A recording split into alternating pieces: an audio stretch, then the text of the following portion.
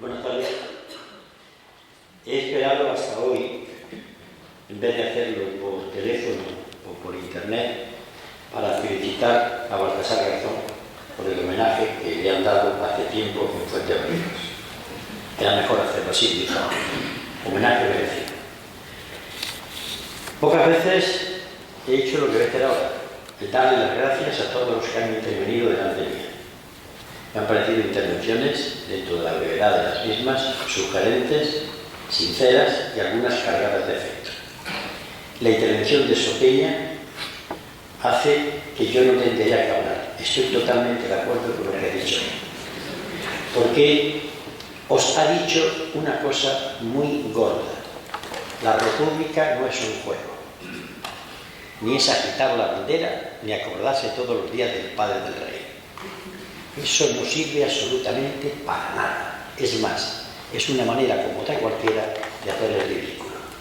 Y lo voy a explicar. Este libro está hecho para que el que lo lea piense, aunque después termine por acordarse de nuestros padres, pero que piense. Una de las cosas que en estos momentos está ocurriendo es que se está intentando que el pueblo español no piense. Y eso es gravísimo. Este pueblo español ha sido raptado, abducido en 2 ocasiones anteriores. Engañado. También es cierto que se ha dejado engañar. La primera es la transición, cuando la palabra democracia significaba una especie de ungüento, bálsamo de Fierabrás que todo lo curaba. Democracia, democracia, sin explicar qué era, a dónde llegaba, en dónde radicaba el sujeto de la acción democrática, elecciones y rápidamente a otra cosa. Ahí caímos todos, sálvese el que pueda.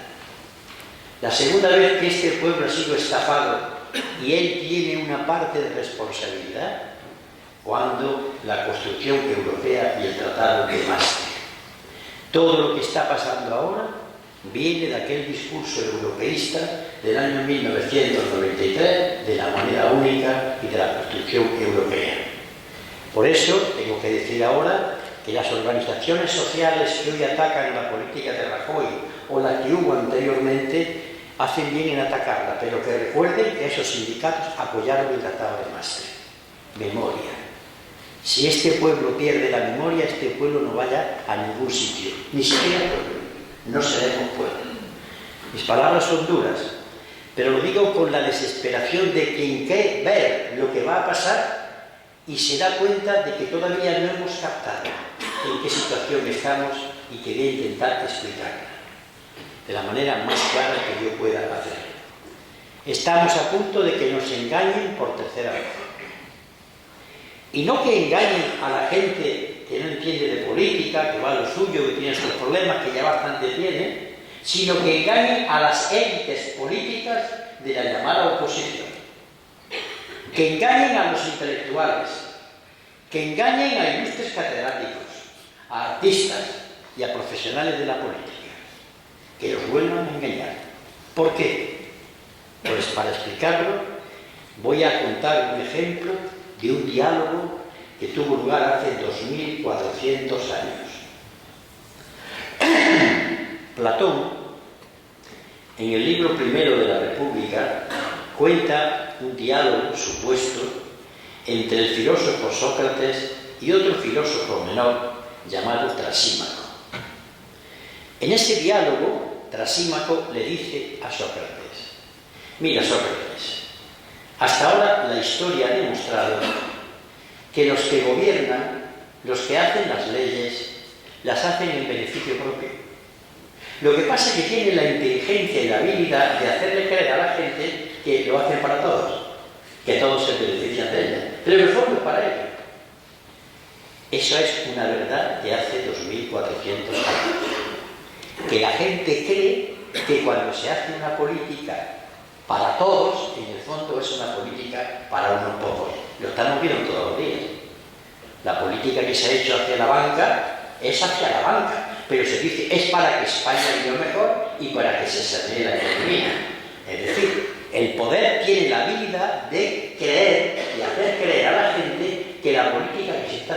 es en su beneficio. Lo que ha dicho Sobrina es que no pueden hacer otra cosa, es que se encontraron. Es decir, el pobretico encima agradece al pie que lo pisa.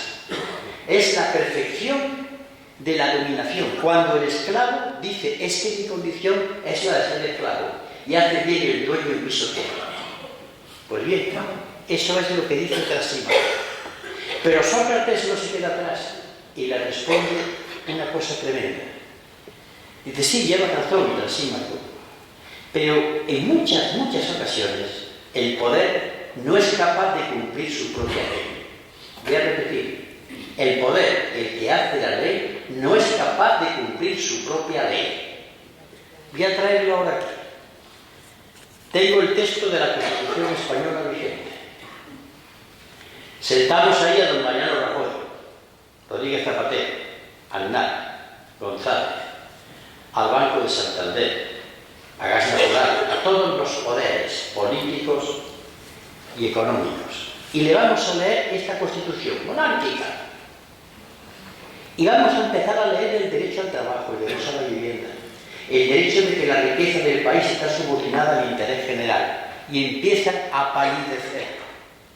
Es decir, el gobierno no puede cumplir su propia ley. Esta Constitución criticada, insultada, a mí no me gusta, esta Constitución el gobierno no es capaz de cumplirla. Al contrario, la está incumpliendo todos los días. Se está saltando la ley. Y se puede demostrar artículo por artículo. Pues bien, esto es lo que dijo Sócrates hace 2400 años. Lo que está ocurriendo ahora. Cuando el poder no es capaz de cumplir su ley y el poder se mantiene a costa de estar violándola permanentemente todos los días. El que quiera que coja esta noche, cuando vayáis a casa, la Constitución si la tiene, y que coja el título 7. Habla de derechos económicos. Y tendrá una amargura tremenda, porque es exactamente todo lo contrario de lo que se establece. ¿A dónde voy a parar? ¿Por qué hemos llegado a esta situación en la que el poder vive porque está incumpliendo su propia legalidad? Porque la transición, aquella que nos trajo un mundo nuevo, en la que todos fuimos engañados, unos más, otros menos, unos pocos no fueron engañados, no ha sido capaz de solucionar tres problemas que tiene nuestro país. Los tres grandes. Primero, España no es un país democrático. Ha sido incapaz de hacer un sistema democrático. A no ser que democracia sea votar cada 4 años. Si es así, estamos en una democracia. Pero una democracia no es eso. Es algo más que eso. Una democracia es que el ciudadano decida sobre economía, sobre cultura, sobre política exterior. Que el ciudadano sea preguntado por muchas cosas. Que tenga canales de participación que no sean solamente los partidos políticos, que tenga una justicia que funcione. La democracia es un concepto más grande que esta facultad de medicina. No es solamente votar cada 4 años, porque si es eso, entonces nos dicen los que defienden esta democracia. Hombre, es que con Franco era peor. Ya es lástima que para poder defender un sistema tengamos que compararlo con Franco. O sea, yo afirmo que esto que tenemos no es democracia, que evidentemente es mejor que con Franco, ya lo sé, pero no es democracia. Ha sido un fracaso de la transición, o un éxito, depende. El segundo éxito o fracaso. No hemos sido capaces de construir un Estado a satisfacción de todos. Los problemas que se intentaron sortear cuando se hace la Constitución, regiones, nacionalidades, café para todo, ahí está ya, ahí está Cataluña, el País Vasco y el resto. Fracaso. Y el tercer fracaso. Desde Teodosio, emperador español, emperador de Roma, del siglo IV, salvo 2 periodos de tiempo de 1 año y de 5 años en otro, la Iglesia y el Estado han estado unidos en indisoluble matrimonio. Es decir, la Iglesia ha mandado sobre el Estado. Ahora también. Cuando vemos al jefe del Estado y al presidente de gobierno, su ministro, ir al funeral de un antiguo presidente mediante una acción religiosa, cuando esta Constitución dice que el Estado es confesional, otro caso de no cumplimiento, el problema del tercer problema de España, la laicidad del Estado, tampoco se resuelve. Seguimos subvencionando a la Iglesia Católica, sigue teniendo vara alta en muchas cuestiones, es decir, los tres problemas que tenía España no han sido resueltos. Al contrario, se han embarullado, pero se han agravado. Por tanto, ante eso, nosotros proponemos eso, que el proceso constituyente. ¿Qué estamos proponiendo? Que el pueblo español nos demos todos cuenta de que hay que cambiar esto. Y que no es fácil, ¿eh? Esto no es fácil. Hay que cambiarlo. ¿Y cuál es la señal del cambio? Evidentemente eso se llama república.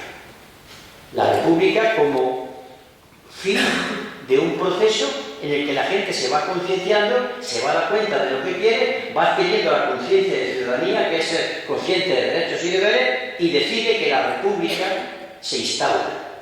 Trae la república, como ha dicho Sopeña. Ya está bien de decir cuando venga la república. Eso a mí es que me insulta. Será cuando tú lo traigas. Tú, lo que estáis aquí. ¿Qué es eso? Que cuando venga la república la traemos nosotros, o si no, no viene.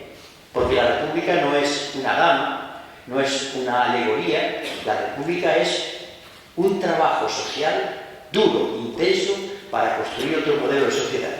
Para esos que entre 25 y 65 años no saben qué pensión van a cobrar cuando sean mayores. Para eso.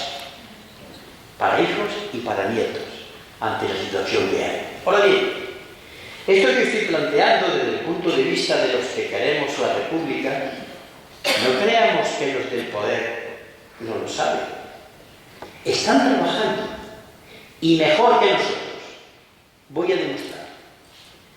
Cuando el señor Pérez Rubalcaba viene diciendo hace un año que hay que cambiar la Constitución, el señor Rajoy le dice que sí, que hay que introducir cambios en la Constitución, el señor Jáuregui le dice que sí, que hay que cambiar la Constitución, los del poder, los dos, los del poder están diciendo que hay que cambiar la Constitución.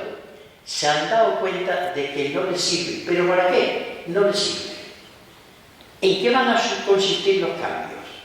Yo observo con mucha preocupación como la gente, incluso la gente de partidos, empezando por el mío, dicen, hombre, van a cambiar la Constitución, y se alegran, olvidando una serie de cuestiones que voy a aclarar ahora. Uno de los integrantes de ese cambio constitucional que se propone es el Partido Socialista Obrero Español, una de cuyas figuras máximas, que ha muerto, catedrático de Derecho Constitucional, don Gregorio Pérez Barba, en una solemne clase magistral a sus alumnos decía lo que voy a explicar aquí. Venía a explicar el señor Pérez Barba que el derecho al trabajo, que figura aquí, el derecho 35, en el artículo 35, todos tienen derecho y el deber de trabajar. Efectivamente se lo voy a leer a usted para recordar la memoria. Todos los españoles tienen el deber de trabajar y el derecho al trabajo y a la libre elección de profesión y oficio. Pues bien, este artículo de Pérez Barba no se puede cumplir. Y por tanto, como no se puede cumplir, es una tontería de que este artículo esté escrito. Lo mejor que podemos hacer es quitarlo. Esto lo dice Pérez Barba. Y lo dice de esta manera. Y remata diciendo que debemos desembarazarnos de una promesa incumplida, el texto constitucional, y de imposible cumplimiento de una rémora injustificada en el pasado, pero que hoy puede ser una gigantesca hipocresía. Es decir, el señor Pérez Barba dice que poner que todos los españoles tienen derecho al trabajo es una hipocresía y que hay que quitarlo del medio. Bueno, esa es la reforma constitucional que se nos viene de ahora. Una reforma constitucional entre PP y PSOE, donde para tener diputados van a hacer falta todavía más votos. Una reforma constitucional donde estos artículos que le pueden molestar al actual gobierno, porque puede que haya un gobierno mediocre que lo ponga en marcha, quieren que no esté escrito. ¿Saben ustedes por qué? Pues vamos al título 7º de la Constitución. Les voy a leer una cosa muy graciosa. Cuando en el título 7º de la Constitución actual, que repito, no es la mía, dice algo tan gordo como esto: toda la riqueza del país en sus distintas formas y sea cual fuere su titularidad está subordinada al interés general. ¿Saben lo que significa esto? Que cuando un poder público estime que el Banco de Santander, que el Banco de Bilbao Vizcaya, que Endesa, que Gas Natural no sirven a los intereses nacionales, pueden ser nacionalizados. Aquí está la posibilidad. Tienen que quitarla de la reforma constitucional. Y mientras tanto nosotros, los de la izquierda, tocando el violón. Bandera para arriba, viva la República para abajo, muera el rey. Tocando el violón y ellos preparando ya el nuevo engaño hacia el pueblo español. Más claro no lo puedo decir, ni más duro tampoco. Es decir, están preparando algo en lo que todo cambie para que todo siga.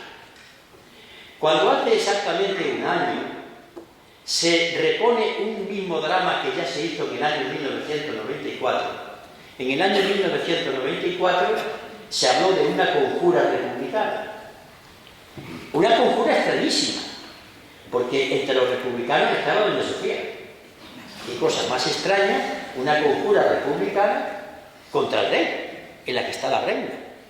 ¿Qué pasaba entonces? Voy a refrescar la memoria. Javier de la Rosa, Mario Conde, Manolo Prado y Colón de Carvajal, los amigos del rey trincados, mandados a la cárcel y la connivencia de sus negocios con los negocios del rey. El rey estaba a borde de poder ser imputado, aunque no puede ser juzgado por casos de malversación de fondos, etcétera, etcétera, y porque tuviese que explicar su fortuna personal. Se tapó. Pero hace poco tiempo, la cacería de elefantes, más todo lo que se sabe, que no quiero hablar de las historias del rey, todo eso, la monarquía entraba en picado. ¿Qué hicieron entonces los poderes públicos, los dos? Hay que evitar que la monarquía, por los hechos de Juan Carlos, se hunda. Acabemos con Juan Carlos, pero para que la monarquía permanezca. Vendrá el niño, alto, guapo, joven, habla inglés, casado con una señora que no es noble, y ya tenemos la monarquía salvada, y la gente aplaudirá. Lo están preparando. Y es más, si le falla a Felipe VI, si sus intereses no están bien defendidos por lo que representa Felipe VI, o porque la gente se harta, traerán la República. La van a traer a ellos. Y la van a traer los de derechas, porque ella no decir una serie de cosas. En el PP hay más republicanos que en el PSOE. Y es algo que es cierto. Lo he dicho en la dirección de Izquierda Unida con datos evidentes. Pero no porque sean más de izquierda, simplemente porque la falange española que está en el origen del PP era republicana. Y puede que tengamos una república que venga de la mano de ese pensamiento. Y entonces los nuestros que están todo el día con la bandera aplauden esa república. Ha llegado el momento de parar lo que empiezan a montar. Así que nosotros que decimos viva la república, lo primero que tenemos que decir ya de una vez, ¿qué clase de república queremos? Porque a mí me traen ahora una república con la tricolor, el himno del riego y mucho folclore, y no me cambian las cosas. Yo no quiero esa república, no la quiero, porque no me sirve. El problema de la República Española que tenemos que construir es la que sirve para abordar los problemas que tenemos. ¿Y cuáles son los problemas que tenemos? Para empezar, problemas mundiales, que digo muy rápidamente. Primer problema, el tremendo problema de la demografía, el crecimiento de la población en el mundo, su mal reparto, el desequilibrio de los ingresos, las emigraciones, los asaltos a Ceuta, a Melilla, los problemas tremendos de la pobreza. Hay más ricos que antes, pero también hay más pobres.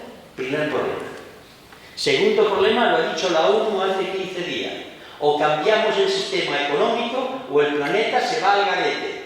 Y dan 15 años de plazo para que cambie el sistema económico. Eso es un problema tremendo. Hace 15 días, dicho con una rotundidad tremenda. Tercer problema, gravísimo. La juventud carece de futuro. Los pocos que se pueden ir al extranjero y el resto que... Acabo de decir hace un momento esa pregunta inquietante. A ver, compañeros, muchachos de 25 y 35 años, ¿qué pensión vais a cobrar? ¿Cuál es vuestro futuro? ¿Lo habéis pensado?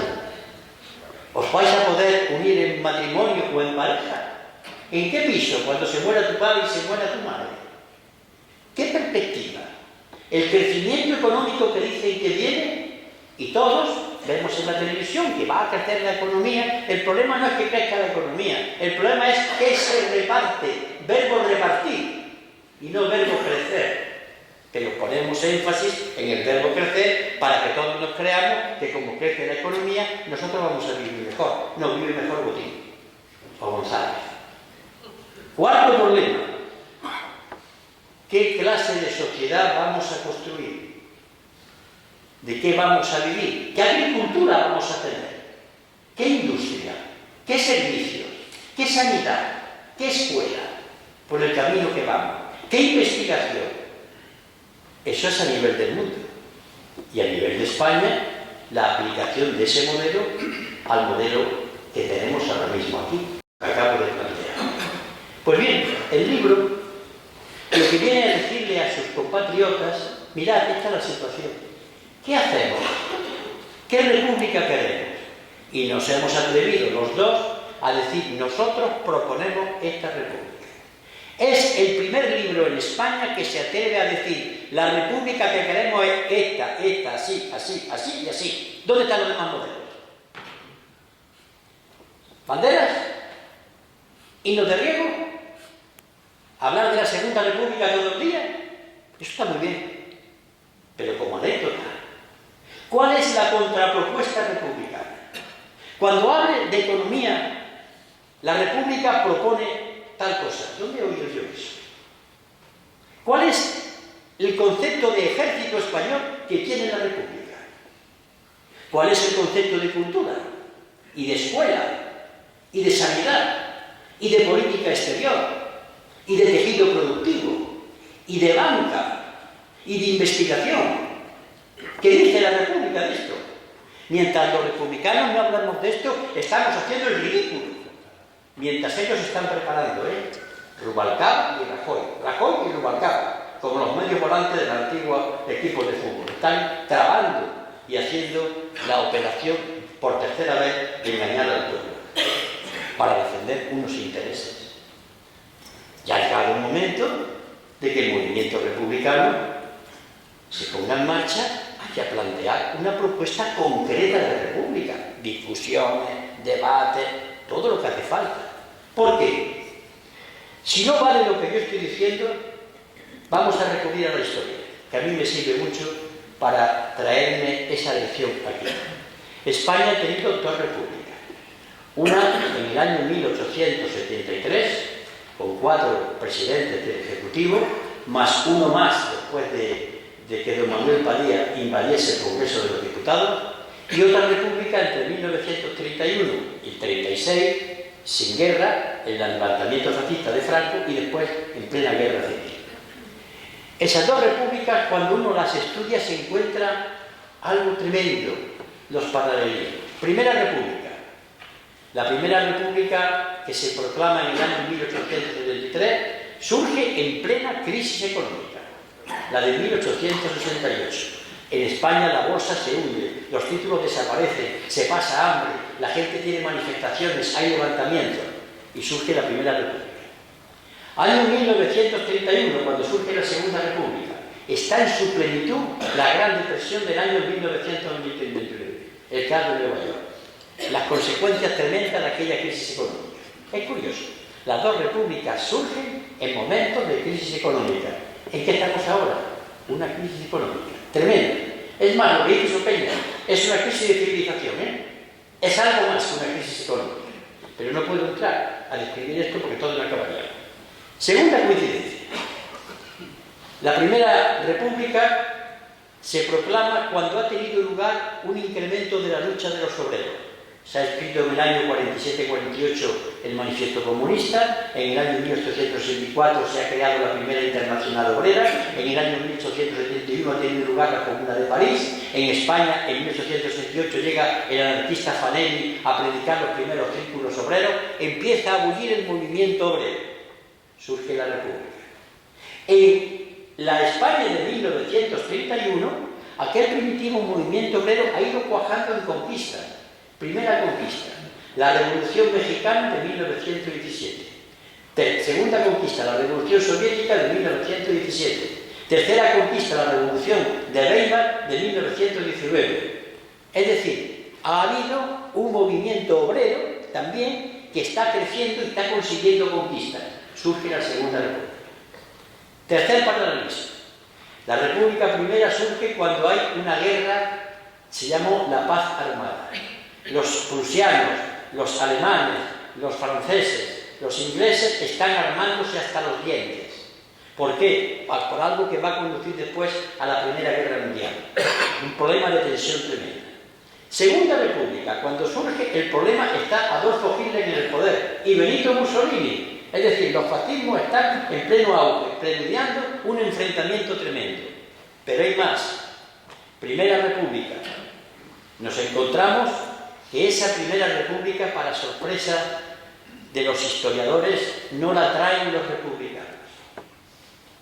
Cuando se va el rey Amadeo I de Saboya, harto de nosotros, y con razón, aquel pobre hombre que intentó ser un buen rey como podía, iba por los pasillos del palacio diciendo: "Perbaco, nunca pisco niente, no entiendo nada de esta gente", se va. Y entonces, reunidos el Congreso y el Senado en sesión extraordinaria, e ilegal por cierto, en donde el 99,99% de los diputados eran monárquicos, proclaman la Primera República Española, una república traída de las manos de los monárquicos. Pasó lo que pasó. Es decir, una república que se la regalaron al pueblo español, no la conquistó él. Segunda República. Es verdad que había un gran movimiento republicano, es verdad que había intelectuales, pero la Segunda República surge de unas elecciones que globalmente ganan los monárquicos, pero pierden en los grandes ayuntamientos del país: Madrid, Barcelona, Sevilla, Valencia, Bilbao, etcétera, etcétera. Y hay un momento en que las grandes fuerzas sindicales, empezando por el propio Partido Comunista, ven la República o la CNT como algo burgués, hasta que después se dan cuenta y tienen que defenderla con las armas en la mano. Es decir, no hubo un momento en que el pueblo español dijera: "Vamos por eso". Pues bien, esto traemos ahora. Estamos en la misma situación. O nosotros empezamos a construir república, o nos las va a traer de la mano del PP y del PSOE, de la mano de Emilio Botín, de González, de Endesa, de Gas Natural. Van a venir de sus manos y nosotros creeremos que ya hemos conseguido nuestro objetivo. Pues bien, de eso se trata, y de eso trata el libro. De decirle al movimiento republicano que ¿cuándo vamos a hablar de unirnos? ¿Cuántas asambleas, cuántos ateneos, cuántos colectivos republicanos hay en España? Cada día hay más. Bueno, vamos a hablar todos de qué entendemos por la economía en la República. Yo planteo un problema. Republicanos de toda España, republicanas, ¿estáis de acuerdo en que en la futura República Española, en su Constitución, en lo que la gente asuma como ciudadanía, la política democrática diga a la economía por donde tiene que ir, sí o no? ¿Por qué está la clave? Porque si la Tercera República Española dice que la economía la deciden los mercados o la troika, que yo soy monárquico mañana. Esto es clave. Pues ya son las republicanos y republicanas empezar a discutir esto y explicárselo a nuestro pueblo. Que el poder político democrático emanado de la ciudadanía le dice a la economía, le da órdenes a lo que tiene que estar al servicio. El pleno empleo, el desarrollo económico, el desarrollo medioambiental, la cultura. Porque si seguimos diciendo que la economía tiene que desarrollarse según lo que diga Maastricht, que seguir pagando la deuda por encima de que no podamos, ¿para qué quiero yo una república? Yo de verdad no la quiero para nada. Yo quiero una república porque, aparte de ser el ideal que uno cree, desde la primera Revolución Francesa en 1789, y además para mí es el imperio de la ley, pero aparte de eso, es que tiene que servir para los problemas de mis compatriotas, y si no sirve, no la quiero. Pues republicanos y republicanas, vamos a empezar.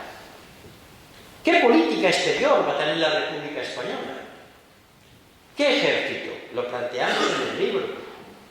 Un ejército que no puede seguir siendo una especie de ejército con un armamento que compran unos ministros porque trincan la subvención correspondiente y que según el último gasto fueron 30.000 millones de euros en armamento, que según dicen los altos mandos militares no sirve absolutamente para nada.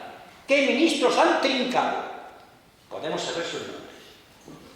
¿Qué ejército? Si hoy en día las victorias militares se definen en el aire, los drones, los misiles, los grandes aviones, los grandes bombardeos. ¿Tenemos dinero en España suficiente para entrar en una carrera de armamento? ¿Por qué no tenemos un ejército normal para la defensa de la frontera y para algo mucho más útil, para catástrofes naturales, para ayudar a su pueblo? Es una concepción de ejército que va cambiando desde la misión estrictamente militar a una del servicio de la población, con disciplina, con uniforme, con sentido del sacrificio, pero eso hay que abordarlo. Un ejército nada golpista, un ejército que reciba la formación en una cosa distinta a las actuales academias militares, donde se malforma el pensamiento de los futuros militares españoles, se le inculquen ideas totalmente anacrónicas. La ley de educación tiene que cambiar la enseñanza en las academias militares. Estas son cosas concretas. Sigamos hablando. ¿Cuál es el virtud de la República? Y hablamos de austeridad. Austeridad es lo que dice Rajoy, recortar en educación y en salud. Austeridad es decirle a los españoles, mirad, para que todos podamos vivir con decoro, tener un techo, ponernos una ropa, comer todos los días, tener escuela, poder estudiar, no podemos despilfarrar. No podemos construir aeropuertos como de Castellón, como el aeropuerto de Ciudad Real. No podemos construir gastos tremendos que la gente aplaude que al día siguiente. No se puede hacer esto en este país. Podemos vivir bien, pero viviendo todos. Y hay que hablar de una cultura de la austeridad, que no es la pobreza, es vivir con decoro, vivir dignamente, pero vivir todo. Ese es el ideario republicano, el de Marco Porcio Gastón, el censor. La dignidad, el vivir según el presupuesto que hay y vivir todo. Esa es una idea republicana. La planteamos porque eso a continuación lleva una serie de medidas tremendas. Gastos en los ayuntamientos, en la Junta de Andalucía, en las diputaciones, sentido de los servicios, las obras faraónicas, los conciertos económicos. Eso es hablar de recortar gastos inútiles y gastarlo en algo que sea perfectamente útil. Eso es una propuesta republicana. Pero hay más. ¿Qué hacemos con la democracia? ¿Voten ustedes 4 años? No, señor. Hay que cambiar la ley del referéndum, la ley de participación ciudadana para ayuntamientos, diputaciones y comunidades autónomas. Hay que hablar de que hay que acabar con la impunidad de los parlamentarios, porque suena a la inmunidad, perdón, que significa a veces impunidad. Hay que plantear la iniciativa legislativa popular. Hay que plantear el tipo de debate de la moción de censura, la recusación de los ministros. Hablar de la democracia es hablar de un conjunto de medidas, estimular a la gente que participe, no solamente a través de los partidos políticos, que me parece muy bien que los partidos políticos, yo soy miembro de uno de ellos, sean los que pueden representar a la ciudadanía, pero no solamente ellos como una parte más. Esto es la propuesta republicana. Esta u otra, vamos a discutirla entre nosotros, pero vamos a discutir qué propuesta le hacemos a estos monárquicos del poder que van a plantear que todo cambie para que nadie cambie. ¿Qué hacemos con la Iglesia? Yo soy respetuoso con la creencia de los demás. Para mí la Iglesia tiene derecho a predicar su religión, a pedir, tras los permisos pertinentes, dar, explicación pública de su fe. Hombre, sin ya los excesos que se están incurriendo, que esto ya aparece en la Edad Media. Pero independiente de eso, la Iglesia prometió en el año 79 que renunciaba a financiarse. Se le sigue pagando. Tiene ya hasta el derecho de ver nada. Es que ser republicano es ser laico, no antirreligioso, no perseguir la religión, es tratar a la religión como a los demás, cosa que no quiere.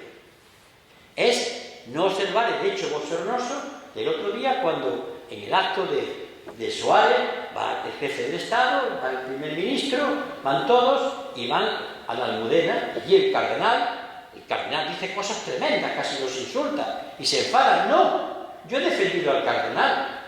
Ese dijo lo que tenía que decir porque estaba en su casa. Fuisteis vosotros, Juan Carlos I y Mariano Rajoy, los que tenían que haber ido a un acto oficial a través de una misa. Estabais violando la Constitución que dice que el Estado español carece de religión oficial. Bueno, ¿esta propuesta vale o no vale? ¿Tenemos un Estado laico? ¿Seguimos viendo a guardias civiles custodiando los pasos de Semana Santa? ¿Hay curas castrenses? ¿No lo hay? ¿Qué enseñanza se da? ¿La religión hay que enseñarla en la escuela? ¿O no enseñarla en la escuela? ¿O es cosa de la personalidad y de la intimidad de los españoles? Te repito, con respeto, que hagan uso y hagan manifestación de su fe. Estos son los viejos debates que en España todavía no ha solucionado. Y esto los republicanos tienen que dar su opinión y su propuesta. Seguimos haciendo posible que la Iglesia Católica se quede con la mezquita de Córdoba por 30 euros. ¿Vosotros pensáis que la Iglesia Católica se quedase con la Alhambra por 30 euros? Está pasando con una ley de Aznar, la ley hipotecaria. Y siguen inmatriculando, que esa es la palabra, bienes del pueblo, lo están inmatriculando a nombre de la Iglesia. El movimiento republicano tendrá que hablar de esto y tendrá que hacer una contrapropuesta. ¿O no? El movimiento republicano tendrá que plantear qué tipo de Europa queremos. ¿Seguimos todavía pagando 105 millones de euros cada día de los 365 días del año en intereses a costa de ahorcarnos? Seguimos viendo cómo el gobierno ya va con el 96,5% de endeudamiento en el PIB. Seguimos viendo cómo nos entrampamos para pagar la trampa y nos volvemos a entrampar para pagar la trampa de la trampa. No tenemos nada que decir los republicanos del Tratado de Maastricht, de la Unión Europea, de la Troika, de la deuda, del euro. Es que no tenemos nada que decir los republicanos. Solamente con él tirar al rey por medio, que ya bastante tiene. Si lo del rey no es un problema. No hacerle caso. Construir república. Cuando la construyamos se le paga un billete en el AVE. ¡Ah, ya! Y ya está. Y ya está. No tengáis tiempo, ¿no?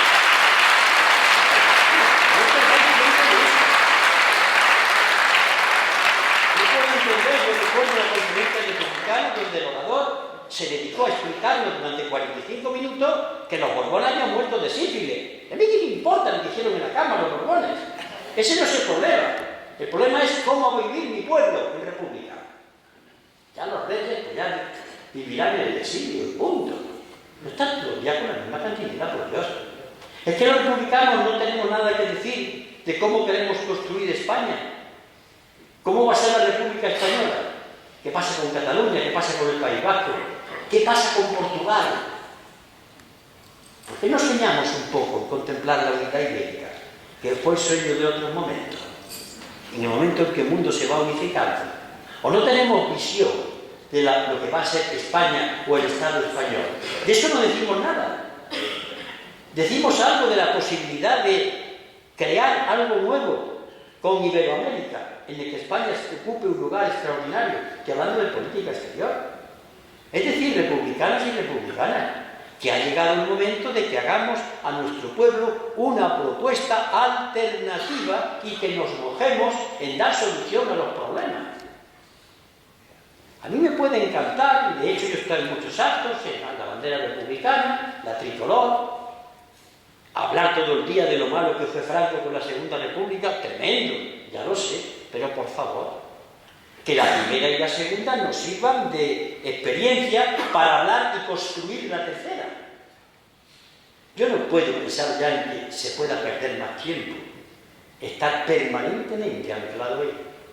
Que necesitamos que a nuestros debates vengan economistas, pues claro, los tenemos, y artistas, los tenemos, investigadores, los tenemos. Republicanos y republicanas de todas las agrupaciones que haya por ahí, organizaciones. ¿Por qué no hacemos? Esto lo he propuesto yo hace ya muchos años. ¿Por qué no nos ponemos en contacto a construir un programa republicano? ¿Por qué no hacemos algo todavía más ambicioso? Empezamos a debatir cómo podía ser la Constitución republicana. ¿Qué artículos podía tener? ¿Qué contenido? ¿Cuál es la figura del presidente de la República? ¿Va a ser elegido directamente o de manera indirecta? Eso. Que para cuando estos terminen la reforma de la Constitución, que cambie las cosas para que nadie cambie, los republicanos tengamos esta es la propuesta. Y esa propuesta que hagamos, la tenemos que hacer crecer en la calle. Yo soy de los que opinan que hay que salir a la calle, pero no gritar. Mirad, personalmente, cuando yo veo una manifestación en la que todos son gritos, insultos, yo me deprimo. Me gustan las manifestaciones silenciosas, porque la gente va y sabe lo que quiere.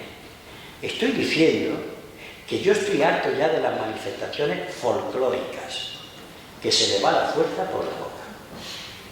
Ya está bien, porque eso lo sabe el poder. El poder no se inquieta por las manifestaciones, salvo por la última del 22 de marzo, que ya dio las orejas al lobo. Y tengo que decir que estamos trabajando, tranquilos, para que vamos a doblar el número de gente que fue a Madrid. Y vamos...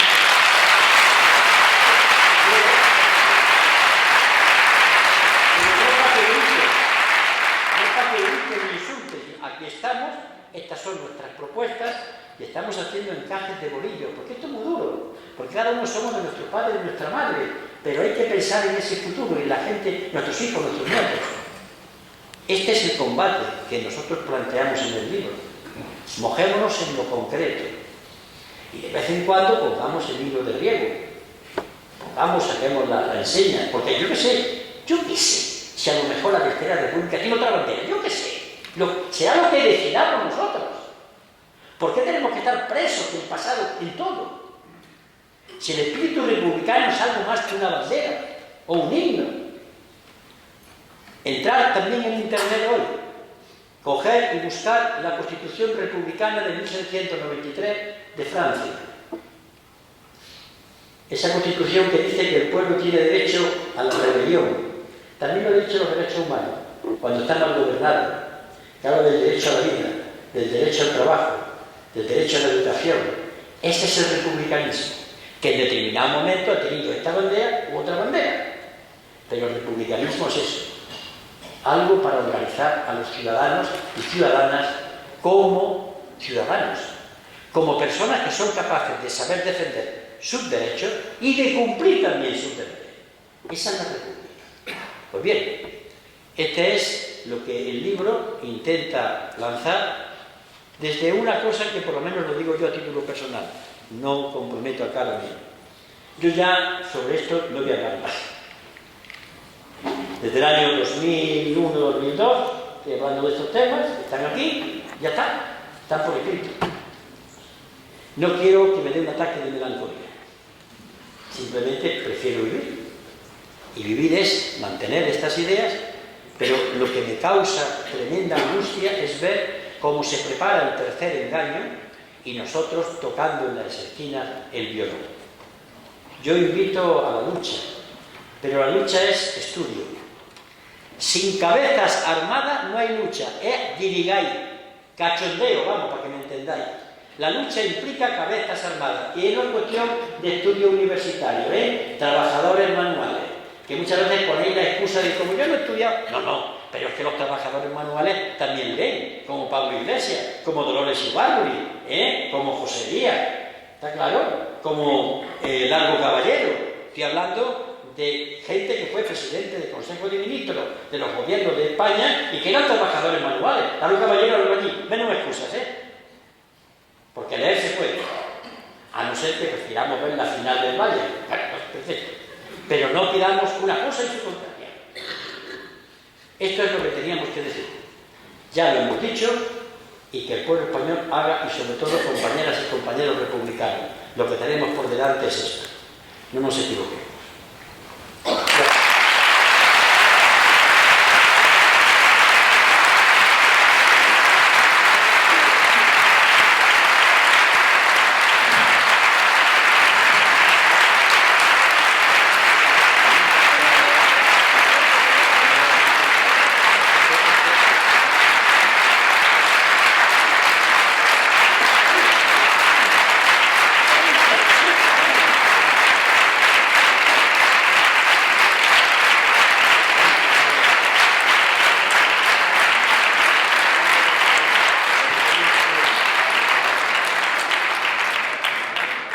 Bueno, tenemos tiempo para unas 4 o 5 preguntas concretas y muy cortas, por si alguien quiere preguntar algo.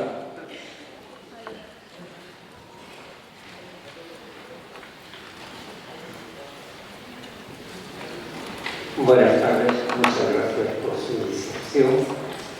La pregunta que le voy a hacer es, ¿usted cree que hay algún pueblo que no es engañado por sus políticos? ¿Cree que no es engañado por sus políticos? ¿Cree que hay un pueblo, que existe un pueblo que verdaderamente cuando va a votar lleva conciencia de voto?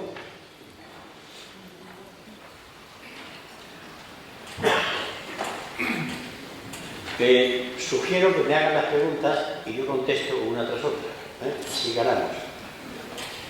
¿Alguna pregunta más?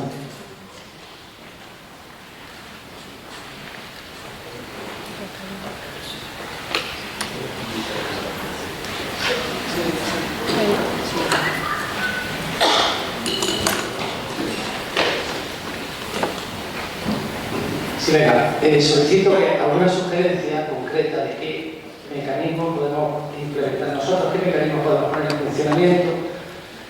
Porque como yo, las circunstancias que tengo, que soy lo que se dice le llaman emprendedor, que es un autónomo en paro, ¿no? No tengo muchas oportunidades, está todo. ¿Qué puedo hacer? Yo estoy muy mentalizado, quiero dinamizar, quiero hacer cosas, me da vergüenza que haya empresas que hacen servicios públicos que generan réditos privados.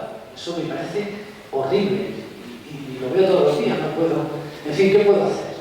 Algo concreto.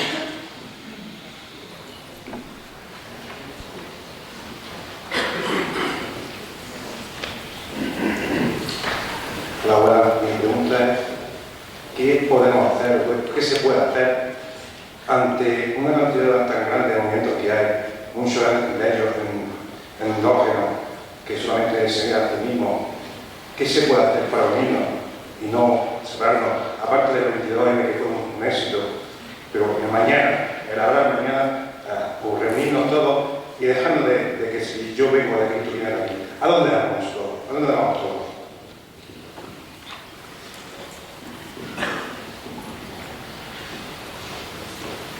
¿Ya? Aquí cae. Perdón. Sí, requiere un poquito la misma pregunta que ha hecho el compañero. Lo mío es muy concreto. Julio, ¿cómo marcha la unidad dentro de la diversidad?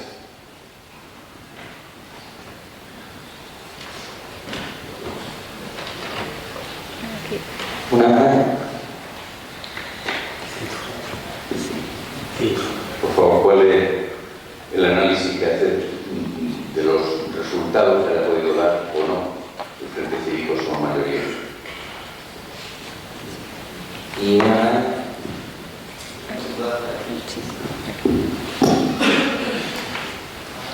Bueno, mire, una preguntilla muy breve. Reflexión antes que ella.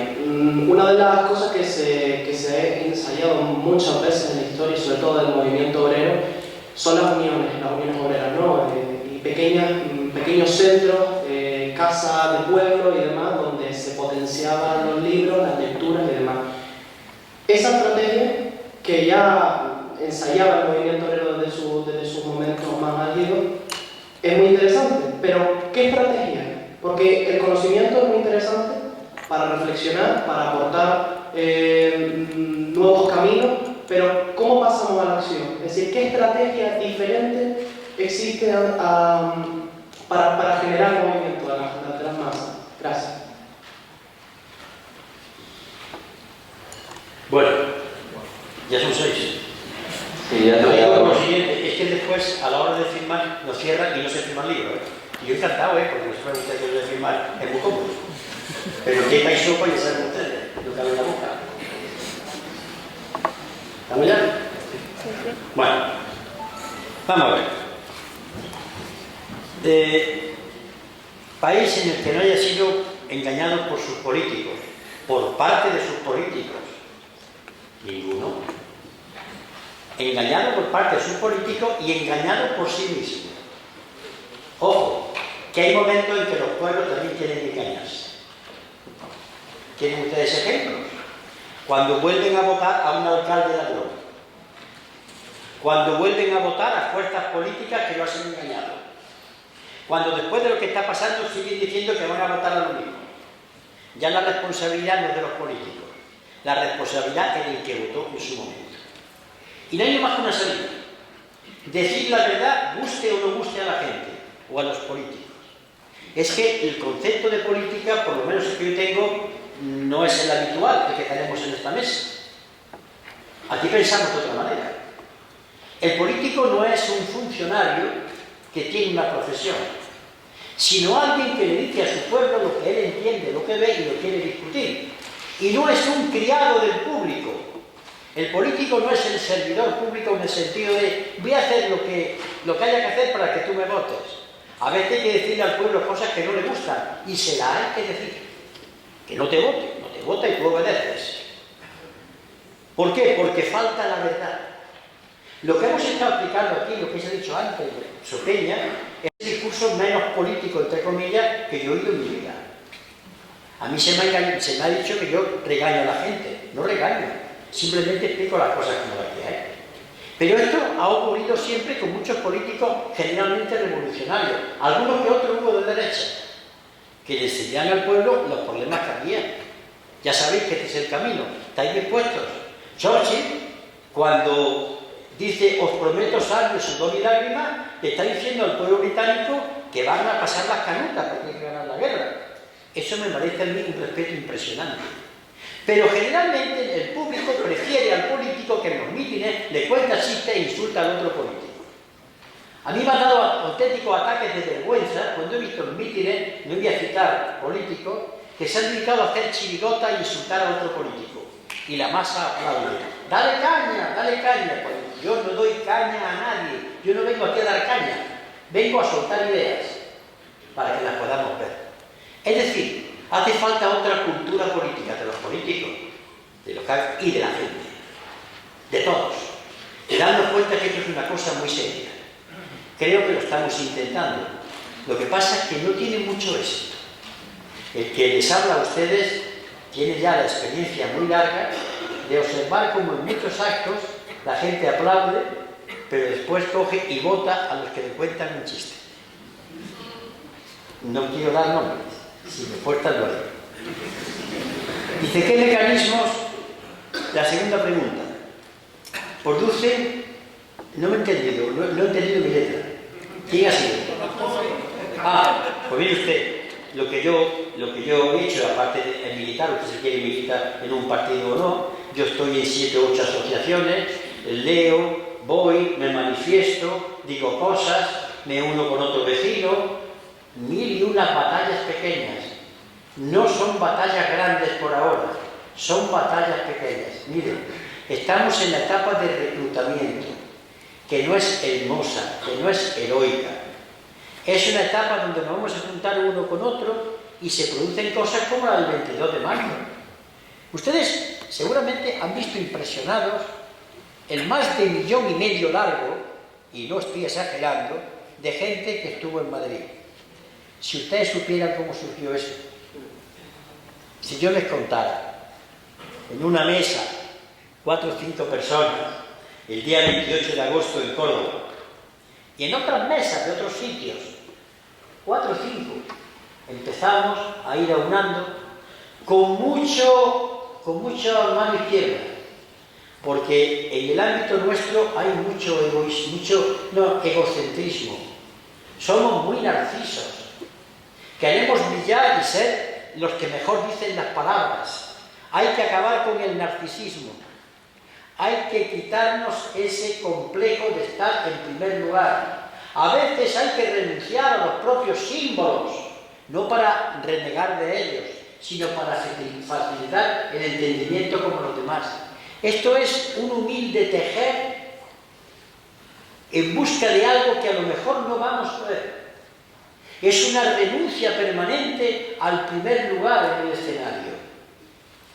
Es tener una idea clara. No sé. Desde luego, lo único que yo le pido, no se quede en su casa. Busque cómo organizarse, que seguro que hay. Y empiece usted ahí. Porque yo no sé, en un sitio donde esté organizado ya para entrar en combate, no. ¿Cuál es la idea nuestra? La del Frente Cívico.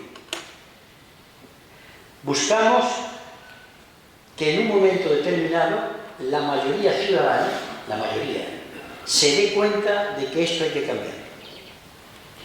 Y que cuando se dé cuenta que esto hay que cambiarlo, atención a lo que voy a decir, con la ley en la mano, plantee la desobediencia civil. ¿Qué palabra más gorda?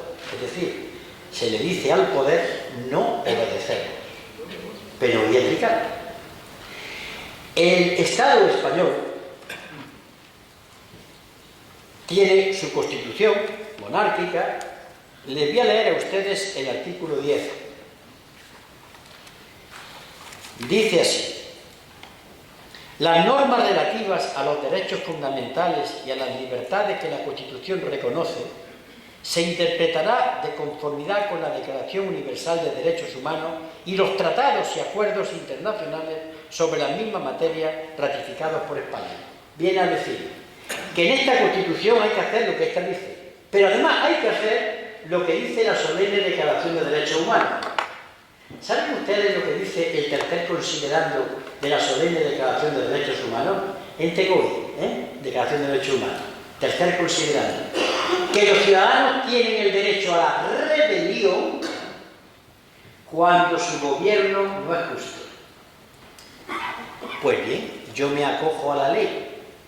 Lo que pasa es que la desobediencia civil no la puedo hacer yo solo, ni 3 o 4 chalados por ahí, por la Gran Vía. Hay que acopiar fuerza para el momento que diga nosotros desobedecemos, facilite el hundimiento del gobierno. Porque el problema es la fuerza democrática. No oculto nada. Llegará un momento en que va a hacer desobediencia. Pero para eso hay que tener fuerza. ¿En qué etapa estamos? En la recreación de fuerza. Yo no le planteo a nadie, ningún compañero, ninguna compañera, de pronto lanzarse y decir, pues no pago impuestos. No te va a pasar nada. Pero en un momento a lo mejor decimos, señores, este impuesto no se paga, no se paga. ¿Por qué? Porque tenemos fuerza. Pero en el momento en que tenemos fuerza ya somos otra cosa, ya somos república.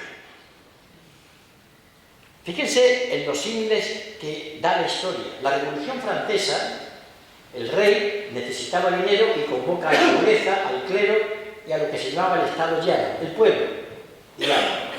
Y hay un momento en que el rey salía con la iglesia de la nobleza, como no podía ser menos. ¿Y qué hacen los diputados del tercer Estado, el tercer Estado, el Estado llano? Se van a una sala llamada Le Jeu de Paume y dicen, nosotros nos constituimos como Francia. Se acabó el poder del rey. Pero para eso había fuerza de constituirse y gente dispuesta. Cuando nosotros digamos, nosotros somos los que representamos a España, el gobierno está liquidado. Pero para eso hay que ser más y tener conciencia. Yo estoy en contra de los hechos de violencia que protagonizan chavales que creen que están haciendo heroicidades tirando un cóctel molotov. Es una estupidez. Porque no sirve para nada. Yo creo que el revolucionario más importante que ha habido en eso se llama Gandhi, el de la lucha pacífica. El tío se ponía en la vía del tren, lo sacaba, se volvía a poner, lo sacaba, se volvía a poner. Hundieron al Imperio Británico. Para eso hay que tener mucho aguante y mucha convicción. Por tanto, el Frente Cívico aspiramos a no estar en primera fila. Nunca verán ustedes, por lo menos lo intentamos, Frente Cívico, no, estamos perdidos entre los demás. Si hay que poner otra bandera, se pone, nos da igual. Estamos tejiendo diariamente unidad para conseguir llegar ahí. Vamos a ver. Plantea, el último que ha preguntado, ahora contestaré a los demás cuando yo pueda entender mi letra, que hay que estudiar, pero ¿qué acción hacer? Yo estoy a favor de la acción, pero la acción que no tenga ideas no sirve para nada, es para gritar. Por tanto, el movimiento obrero nos está indicando lo que hubo que hacer. El PSOE creó las casas del pueblo y los anarquistas crearon los Ateneos Libertarios. Y allí los obreros iban a estudiar y a leer y a prepararse, porque sabían que la lucha es también de la inteligencia y de la preparación. Desde el analfabetismo y la ignorancia no se hace absolutamente nada. No le deis las armas del conocimiento a los adversarios. Lo sabían los dirigentes políticos perfectamente, los dirigentes revolucionarios. Y hoy estamos en una fase espantosa. Hoy lo que se ve en televisión es lo que se ve. Yo no quiero saber nada. Yo, sin embargo, soy muy de izquierda. ¿Tú qué leche vas a ser de izquierda? Ser de izquierda es una cuestión de gritar, es una cuestión de cabeza, de ideas, de pensamiento, de valores. Es tener la cabeza amueblada. Y no hace falta ser universitario, repito, sino tener sentido común. Pues vamos a empezar a prepararnos. ¿Cómo que no va a entender un obrero el problema de la deuda? Si hay economistas que lo explican muy sencillo. Métase en internet. ¿Cómo que un obrero no va a entender el problema de la industria en estos momentos? O de la capacidad instalada improductiva. Si eso es muy fácil. El problema es que tener ganas de enterarse. Pero tenemos una tremenda pereza. Somos un pueblo perezoso. Porque la Iglesia se encargó de enseñarnos desde la Contrarreforma que era mejor no pensar. No te metas. Si Dios te va a salvar, te confiesas, pero tú no te metas. ¿No están ustedes hartos de escuchar? No te metas en líos. No pienses. Para los creyentes que hay aquí, una anécdota, una historia, está en el Evangelio. Cuando le preguntan a Jesús de Galilea, Maestro, ¿tú has venido aquí a traer la paz? La respuesta del maestro es tremenda. Dice, yo vení a traer la guerra. Sí, el enfrentamiento del padre con el hijo, del hermano con la hermana, del marido con la mujer. Y sigue explicando, ¿qué estaba planteando Jesús de Nazaret? La concienciación. Cuando se sabe, uno lucha contra su ambiente. La gente que ha sido rebelde ha luchado contra su familia, que no quería que se metiese en lío. Pero si no ha habido gente que se metiese en lío, no habíamos salido nunca de las cavernas. Gracias a esa gente que hoy en día está en todas las manifestaciones, esos chalados que los llamo con mucho cariño, que un día y otro, que van y hay más siglas que personas, esas son la sal de la futura España. Y no los que están ahora mismo sentados en su casa, cómodamente viendo el partido de fútbol, mientras los demás luchan por ellos, bien por los desahucios, o bien por la gente que han despedido. Esa es. Hasta que llegue un momento en que los demás nos lleguemos a concienciar. Pero está bien, no busquemos cosas tremendas, porque hay una excusa tremenda, muy barata, pensar en la revolución y pensando en las revoluciones triunfantes. Mañana se levanta la clase obrera, coge la bandera roja, menos cuentos. Menos cuentos. La revolución suelen pintarla cuando se triunfa. La revolución es después. Que le pregunten a Fidel Castro dónde hubo más revolución, en Sierra Maestra o el primer día en que tuvo que enfrentarse con los problemas de los cubanos. ¿Qué van a comer los cubanos? ¿Con qué dinero? ¿Dónde están las plantaciones? Esa es la revolución, la más dura, la de los tiros y disparates. Esa es bonita, queda uno bien ante el cuadro, puede que lo maten, pero queda hermoso. No, la revolución es ese día a día sabiendo perseguir una idea. Ese es el secreto de que algún día la Tercera República pueda ser una verdad. Dice, ¿qué hacemos con tanto movimiento? ¿Cómo nos unimos? Pues bueno, yo voy a decir lo que hago yo. Yo estoy en el Partido Comunista, en la Izquierda Unida, en el Frente Cívico, en Socialismo 21, formo parte de lo que en un colegio de Córdoba hemos ocupado, lo de Rey Heredia, yo que sé, en otro sitio que se llama de Félix Ortega, estoy en muchos sitios. Yo no pido que tú montes en muchos sitios, pero voy a las manifestaciones, procuro enterarme, participo, y siempre que digo, le digo a la gente, vamos a unirnos. Y desde el propio colectivo Prometeo en el que estoy, estamos todo el día pidiendo a los demás colectivos, vamos a preparar una acción. Ya está. Métanse ustedes en un colectivo y luchen allí para que ese colectivo se quite el cascarón, deje de mirarse el ombligo todos los días y le dé la mano a los demás, que tienen castaña, ¿eh? Porque los demás también son autistas y narcisos, pero no hay nada medio de que vencer eso. Ustedes me dirán que les estoy pintando un panorama duro. Pues claro, ¿usted qué se cree? ¿Que esto se va a cambiar así? No, claro. Esto es así. Pero eso nos da una fuerza. Y eso nos da frente a nuestro pueblo autoridad. Por lo menos nos escucha. y ya tenemos bastante como nos escuche, porque enfrente tenemos la televisión, enfrente tenemos determinados periódicos, enfrente tenemos los partidos de fútbol, casi nada lo que tenemos enfrente, pero hemos optado por luchar. Que no queremos luchar, me parece muy bien. Vayamos a nuestra casa, pero no digamos, es que tenemos que luchar, esto no hay solución ninguna, no, confiesa que tú has abandonado, que me parece muy bien, respetable, pero si hay que luchar hay que meterse en este trabajo diario tan duro, sobre todo tan peligroso para la mente, porque aquí no se pierde la vida, pero la salud mental a veces se puede perder. Y bien, no tengo nada más que decir, perdonen mi vehemencia, pero son años viendo cosas que después se han ido cumpliendo, y cuando uno con sus compañeros y compañeras vuelve a ver otra vez que nos vuelven a engañar, que nos vuelven a timar, termino con una anécdota para que nos riamos si podemos un poco. La reina Isabel II fue destronada por una revolución, la de 1868. Esa revolución hizo que la reina que estaba veraneando en San Sebastián tuviese que irse a Francia. Al cabo de 8 años, cuando dijo Prim, los Borbones en España jamás, volvía el niño de la reina, Alfonso XII, volvía como rey. Y dice la anécdota que al entrar por la puerta de Alcalá de Madrid a caballo, había un hombre que se le agarró allí al arcén y la guardia tirando, ¡viva el rey! ¡Viva el rey! Y tirando, y paró Alfonso XII, hombre, oiga usted, caramba, cómo se alegra de ver que viene el rey. Dice, ¿cuánto grita usted? Dice, uy, gritar, usted no sabe lo que yo grité el día que echamos a la puta de la reina.